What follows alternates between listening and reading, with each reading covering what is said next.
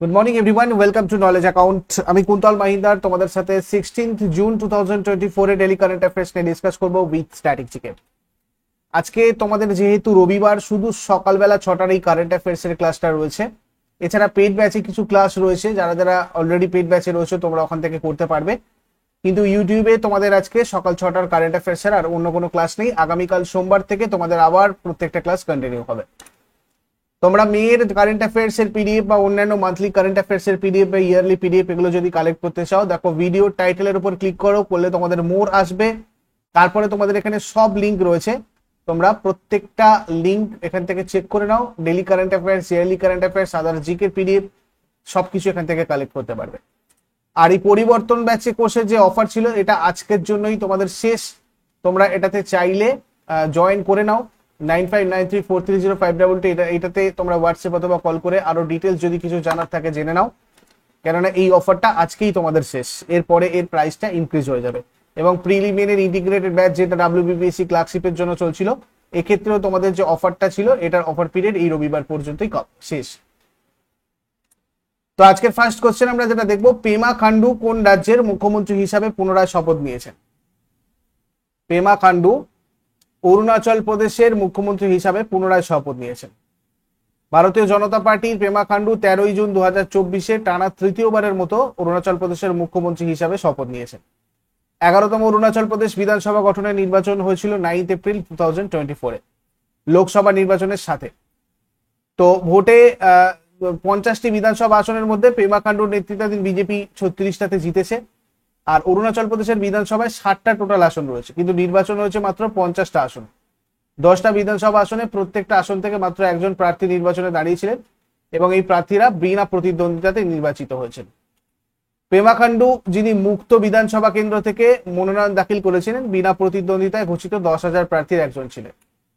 বিধানসভায় বিজেপি জিতেছে 46টা আসন। অরুণাচল প্রদেশ ভারতের পূর্বতম অঞ্চল, পূর্বতম রাজ্য। এর পূর্বতম বিন্দু হচ্ছে কিবিতু, এটা রাজ্যের আনজাও জেলায় রয়েছে। এটা হচ্ছে ভারতের পূর্বতম বিন্দু। অরুণাচল প্রদেশ উত্তর পূর্ব রাজ্যগুলোর একটা অংশ এবং অঞ্চলের দিক থেকে বৃহত্তম রাজ্য। কল্কি পুরাণে এর নাম উল্লেখ করা হয়েছে। ভগবান শ্রীকৃষ্ণের স্ত্রী রুক্মিণী অরুণাচল প্রদেশের বলে মনে করা হয়। অরুণাচল প্রদেশকে উদীয়মান সূর্যের দেশ বা ভোরের আলোয় আলোকিত পর্বতমালার দেশ এটাও বলা হয়। আর বিশ্বের দ্বিতীয় বৃহত্তম বৌদ্ধ বিহার অরুণাচল প্রদেশের তাওয়াংয়ে রয়েছে। বিশ্বের বৃহত্তম মঠ পোতলা প্রসাদ, এটা তিব্বতে রয়েছে। স্বাধীনতার পর এই এলাকাটার নামকরণ করা হয় উত্তর পূর্ব সীমান্ত প্রদেশ এবং 1972 সালে অরুণাচল প্রদেশের নামকরণ করা হয়েছিল। এই অরুণাচল প্রদেশ প্রাথমিকভাবে একটা কেন্দ্রশাসিত অঞ্চল ছিল, যেটা 1987 সালে ভারতের 24তম রাজ্যে পরিণত হয়েছিল। এর রাজধানী ইটানগর। রাজ্যপাল লেফটেন্যান্ট জেনারেল KT পারনাইক। তারপরে কোন ভারতীয় খেলোয়াড় 2024 ফাইড বিশ্ব দাবা জুনিয়র আন্ডার-20 গার্লস দাবা চ্যাম্পিয়নশিপ জিতেছে? 2024 ফাইড বিশ্ব দাবা জুনিয়র আন্ডার-20 গার্লস দাবা চ্যাম্পিয়নশিপ জিতেছে দিব্যা দেশমুখ। 18 বছর বয়সী নাগপুর মেয়ে এবং মহিলাদের দাবা আন্তর্জাতিক মাস্টার দিব্যা দেশমুখ ফাইড অনূর্ধ্ব 20 গার্লস ওয়ার্ল্ড চেস চ্যাম্পিয়নশিপ জিতেছে। পুরুষ বিভাগে কাজাকিস্তানের 20 বছর বয়সী দাবা খেলোয়াড় গ্র্যান্ড মাস্টার কাজিবেক নোগারবেক বিশ্ব শিরোপা জিতেছেন। 2024 ফাইড আন্ডার-20 বিশ্ব দাবা চ্যাম্পিয়নশিপ, এটাতে বিশ্ব দাবা পরিচালনা সংস্থা আন্তর্জাতিক দাবা ফেডারেশন দ্বারা আয়োজিত হয়েছিল। আর ফাইড ওয়ার্ল্ড জুনিয়র চেস চ্যাম্পিয়নশিপ 2024 গুজরাটের রাজধানী গান্ধীনগরে 2 থেকে 13 জুন 2024 পর্যন্ত অনুষ্ঠিত হয়েছিল। Indian winners of the world junior chess championship একবার এক নজরে দেখে নাও সবাই। 1 নম্বর প্রথম জিতেছিল 1987 Viswanathan Anand, first mail. Second পেন্তালা Harikrishna 2004। তারপরে অভিজিৎ গুপ্তা, এখানে একজন কোনেরু হাম্পি। আমাদের গার্লস উইনার যদি দেখি আমরা, তাহলে কোনেরু হাম্পি হচ্ছেন ফার্স্ট। তো এখানে বিশ্বনাথন আনন্দ আর কোনেরু হাম্পি, এই দুটো তোমরা একটু ভালো করে দেখে রাখবে। আর দিব্যা দেশমুখ, এটা 2024, এটা একটু ভালো করে মনে রেখো। তারপরে সম্প্রতি প্রধানমন্ত্রী নরেন্দ্র মোদীর প্রিন্সিপাল সেক্রেটারি হিসাবে কে পুনরায় নিযুক্ত হয়েছে? নরেন্দ্র মোদীর প্রিন্সিপাল সেক্রেটারি হিসাবে নিযুক্ত হয়েছেন ডক্টর প্রমোদ কুমার মিশ্র। ইনি উড়িষ্যা ক্যাডারের একজন 1971 ব্যাচের IAS অফিসার। তিনি 2008 সালে অবসর নিয়েছিলেন। 2019 সালে প্রথমবারের মতো প্রধানমন্ত্রীর মুখ্য সচিব হিসাবে নিযুক্ত হন এবং 2024 সালে দ্বিতীয়বারের জন্য পুনরায় নিয়োগ পান। মন্ত্রিপরিষদের সচিবের পদটা ভারত সরকারের সর্বোচ্চ সরকারি কর্মচারী পদ। ভারতে একটা সংসদীয় সরকার রয়েছে এবং মন্ত্রিসভাকে সবচেয়ে গুরুত্বপূর্ণ আর শক্তিশালী সিদ্ধান্ত গ্রহণকারী সংস্থা হিসাবে বিবেচনা করা হয়। প্রধানমন্ত্রীর জাতীয় নিরাপত্তা উপদেষ্টা হিসাবে কাকে নিযুক্ত করা হয়েছে? ন্যাশনাল সিকিউরিটি অ্যাডভাইজার হিসেবে নিযুক্ত করা হয়েছে অজিত দোভালকে।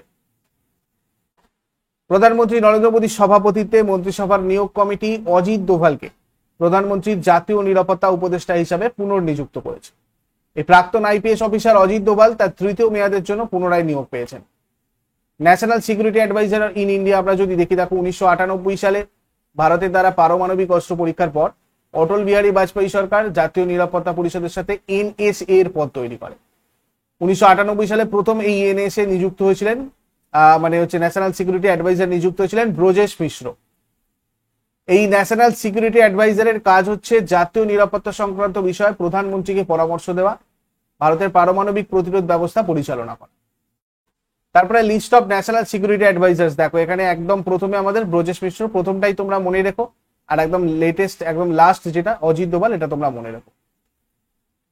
তারপরে দেখো dedicated freight corridor corporation of India লিমিটেডের পরবর্তী এমডি হিসেবে কাকে নির্বাচিত করা হয়েছে? প্রবীণ কুমারকে নির্বাচিত করা হয়েছে। Dedicated freight corridor corporation of India DFCCIL এর পাবলিক সেক্টর আন্ডারটেকিং, এটা তোমার একটা সংস্থা যেটা under the ministry of railways রয়েছে আর কি। এটা 2006 প্রতিষ্ঠিত হয়। এর হেডকোয়ার্টার প্রগতি ময়দানে রয়েছে নিউ দিল্লি। চেয়ারম্যান রয়েছেন জয়া বর্মা সিনহা। তারপরে ভারত দুর্যোগ বিধ্বস্ত পাপুয়া নিউগিনিতে কত মিলিয়ন মার্কিন ডলার মূল্যের মানবিক সহায়তা পাঠিয়েছে? পাপুয়া নিউগিনিতে 1 মিলিয়ন মূল্যের মানবিক সহায়তা পাঠিয়েছে। এই পাপুয়া নিউগিনির ধ্বংসাত্মক ভূমিধসের ফলে প্রাণহানি আর ক্ষয়ক্ষতির জন্য ভারত এই 1 মিলিয়ন মার্কিন ডলারের মানবিক সহায়তাটা পাঠিয়েছে। পাপুয়া নিউগিনি ওশিয়ানিয়ায় অবস্থিত একটা দেশ, প্রশান্ত মহাসাগরের একটা দ্বীপ রাষ্ট্র। এটা ওশিয়ানিয়া মহাদেশের মেলানেশিয়া অঞ্চলে রয়েছে। ক্যাপিটাল পোর্ট মোর্সবে, আর কন্টিনেন্ট হচ্ছে ওশিয়ানিয়ার এটা একটা দেশ। কারেন্সি পাপুয়া নিউগিনি গিনিয়ান কিনা। প্রাইম মিনিস্টার জেমস মারাপে রয়েছেন। রিয়েল টাইম পেমেন্টের জন্য ভারতের ইউপিআই প্রযুক্তি গ্রহণকারী প্রথম দক্ষিণ আমেরিকান দেশ কোনটা? পেরু। দেখো দক্ষিণ আমেরিকার প্রথম দেশ ইউপিআই প্রযুক্তি গ্রহণকারী। ইউনিফাইড পেমেন্ট ইন্টারফেস, অনেক সময় তোমাদের ফুল ফর্মটা চলে আসে, নোট করে রাখো। তো ইউপিআই প্রযুক্তি ভারতে বিকশিত, ভারতে ডেভেলপ করা রিয়েল টাইম পেমেন্ট পরিষেবার জন্য ডিজাইন করা হয়েছিল। তো পেরু একটা ইউপিআই এর মতো রিয়েল টাইম পেমেন্ট সিস্টেম চালু করতে হয়েছে NIPL এর সাথে অংশীদারিত্ব করে। NIPL মানে হচ্ছে যেটা আমাদের ইউপিআই কেটাকে ম্যানেজ করে আর কি। সহযোগিতার লক্ষ্য কি? পেরুর পেমেন্ট সিস্টেমের দক্ষতা নির্ভরযোগ্যতা বৃদ্ধি করা, আর্থিক অন্তর্ভুক্তির উপর দৃষ্টি নিবদ্ধ করা এবং নগদ নির্ভরতা হ্রাস করা। পেরু হলো দক্ষিণ আমেরিকার একটা দেশ। রাজধানী লিমা, মুদ্রা সল, মহাদেশ দক্ষিণ আফ্রিকা। তারপরে Indira Gandhi national centre for the arts কার সাথে ভারতীয় শিল্প আর সংস্কৃতির প্রচারের জন্য একটা চুক্তি স্বাক্ষর করেছে? সংসদ টিভি। ভারতের শিল্প আর সংস্কৃতিকে আরো মানুষের কাছে নিয়ে যাওয়ার লক্ষ্যে Indira Gandhi national centre for the arts এবং সংসদ টিভি একটা গুরুত্বপূর্ণ চুক্তি স্বাক্ষর করেছে।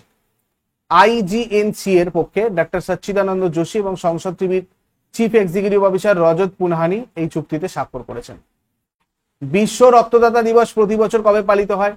ওয়ার্ল্ড ব্লাড ডোনার ডে প্রত্যেক বছর পালন করা হয় 14 জুন। বিশ্ব রক্তদাতা দিবস 2023 বিশ্বব্যাপী অনুষ্ঠানের আয়োজক দেশ হচ্ছে Algeria. 2024 theme celebrating 20 years, thank you blood donors. রক্তদান সম্পর্কে জনসচেতনতা বাড়াতে ওয়ার্ল্ড হেলথ অর্গানাইজেশন এই দিবস পালনের উদ্যোগ নেয়। আর এই দিবস উপলক্ষে রক্তদান করার জন্য সকল মানুষকে উৎসাহ প্রদান করার জন্য প্রচার চালানো হয়। তারপরে বিমান দুর্ঘটনায় মারা গেলেন কোন দেশের উপরাষ্ট্রপতি সৌলস চিলিমা সহ আরো 9 জন? মালাউইয়ের উপরাষ্ট্রপতি ইনি। দক্ষিণ পূর্ব এশিয়ার মালাউইর ভাইস প্রেসিডেন্ট সালস চিলিমার মৃত্যু হলো কাপ্টার দুর্ঘটনায়। দক্ষিণ এমজুজু শহরে এক জঙ্গলে বিমানটা ভেঙে পড়েছে। মালাউইর আনুষ্ঠানিক নাম মালাউই প্রজাতন্ত্র। এই দেশটা দক্ষিণাঞ্চলীয় আফ্রিকার একটা স্থলবেষ্টিত রাষ্ট্র।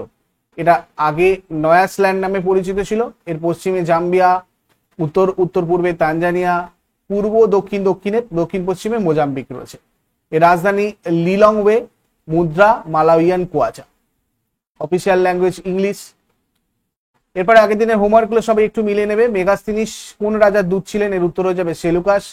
মহাবীর জৈন কোথায় তার শেষ নিঃশ্বাস ত্যাগ করেছিলেন? এর উত্তর হয়ে যাবে পাওয়াপুরী। আর আজকে তোমাদের জন্য প্রশ্ন থাকবে, পিচোলা হ্রদ কোথায় অবস্থিত? কোন ব্রিটিশ শাসকের আমলে বঙ্গভঙ্গ হয়েছিল? এগুলো তোমরা শেষকালে আমাকে কমেন্টে জানাও। চট করে আগের দিনের গুলো কুইক রিভাইজ করে নেবো। যারা যারা লাইভে রয়েছে অ্যান্সার করার চেষ্টা করবে। 15 জুন 2024 এর কোয়েশ্চেন্স, মোহন চরণ মাঝি কোন রাজ্যের 15তম মুখ্যমন্ত্রী হিসাবে শপথ নিয়েছেন? ওড়িশার 15তম মুখ্যমন্ত্রী হিসাবে শপথ নিয়েছেন মোহন চরণ মাঝি। প্রবতী পারিদা কোন রাজ্যের প্রথম উপমুখ্যমন্ত্রী পদে নিযুক্ত হলেন? ওড়িশা।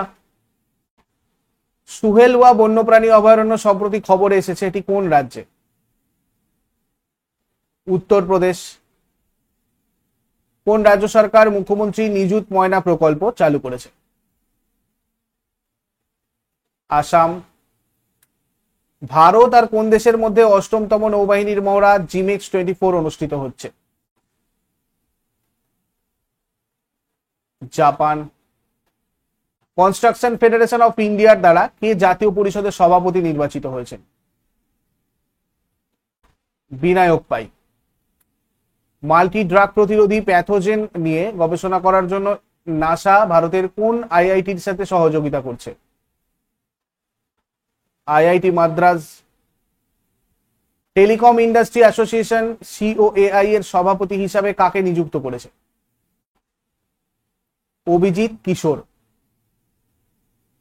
2024 সালের জুন মাসে রাজস্থান সরকার মহারানা প্রতাপ টুরিস্ট সার্কিটের উন্নয়নের জন্য কত টাকা বরাদ্দ করেছে?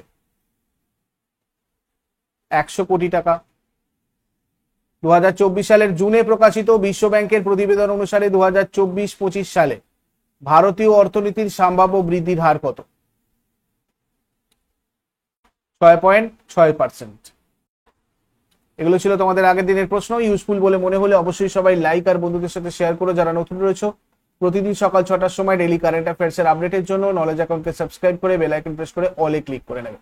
Thank you so much. Next ক্লাসে আবার সবার সাথে কথা হচ্ছে। Have a great day.